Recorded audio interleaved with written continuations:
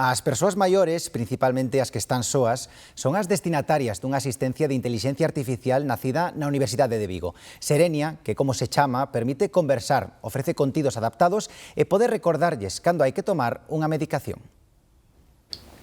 Podes preguntarme sobre cousas que che interesen. Podemos facer a nosa rutina. As persoas maiores que viven soas son as destinatarias de Serenia. Está dispoñible para ordenadores, para WhatsApp e os sistemas operativos de Apple e Android.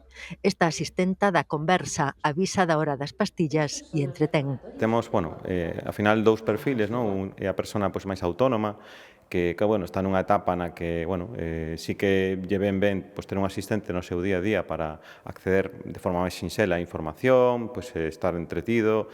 E despois temos outro perfil máis dependiente, no que sí que ten máis relevancia a parte de cuidados. Serenia fala galego, español, catalán e inglés. Ten unha versión básica gratuita e outra premium de pago. Xa empezaron a probala con fundacións e asociacións de familiares de enfermos de Alzheimer.